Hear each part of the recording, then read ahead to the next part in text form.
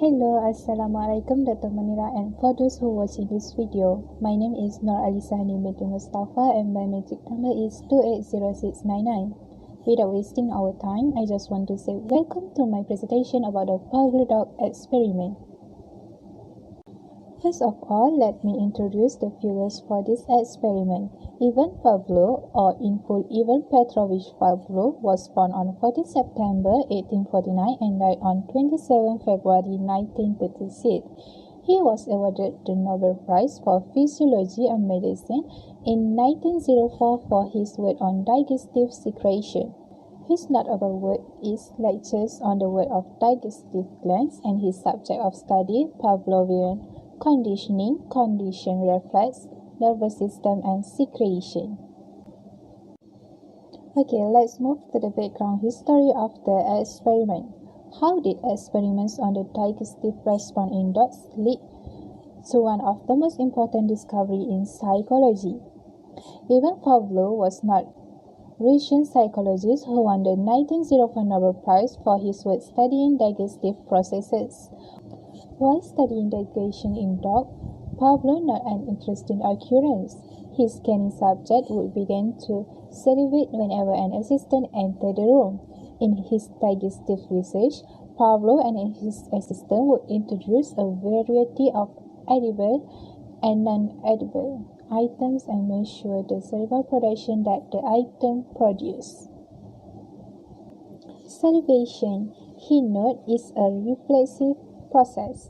It occurs automatically in response to a specific stimulus and it is not under conscious control. However, Pavlov noted that the dogs would often begin salivating in the absence of food and smell. He quickly realized that this salivary response was not due to an automatic physiological process. Next, how the experiment was conducted. The dogs were associating his entrance into the room with being fed.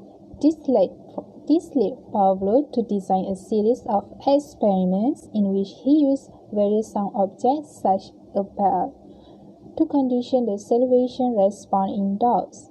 He started by sounding a bell each time food was given to the dogs and found that the dogs would start salivating immediately after hearing the bell, even before seeing the food.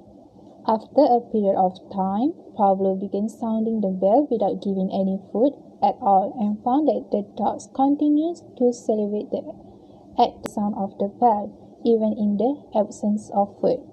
They had learned to associate the sound of the bell with being fed. Next is theory of classical conditioning. If we look at Pavlov's experiment, we can identify the four factors of classical conditioning at work. First, the unconditioned response was the dog's natural salivation in response to seeing or smelling their food. Second, the unconditioned stimulus was the sight or smell of the food itself. Third, the conditioned stimulus was the ringing of the bell, which previously had no association with food.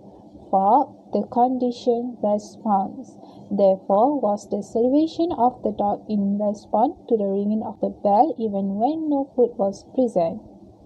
Pavlov had successfully executed an unconditioned response, which is natural salivation in response to food, with a conditioned stimulus, a buzzer, eventually creating a conditioned response, salivation in response to a buzzer.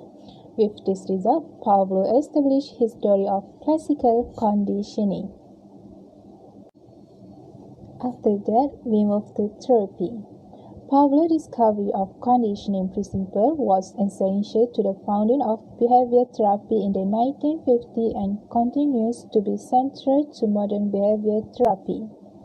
Pavlov's major legacy to behavior therapy was his discovery of experimental neurosis. Some therapies associated with classical conditioning include aversion therapy, systematic desensitization, and flooding. Aversion therapy is a type of behavior therapy designed to encourage individuals to give up undesirable habits by causing them to associate the habit with an unpleasant effect. Lastly, how all of this apply in psychology field. Pavlov's discovery of classical conditioning remains one of the most important in psychology's history. In addition to forming the basis of what would become behavioral psychology, the classical conditioning process remains important today for numerous applications, including behavioral modification and mental health treatment, including treating phobia, anxiety, and panic disorder. Okay, that's all from me for this video. Thank you for watching. Bye.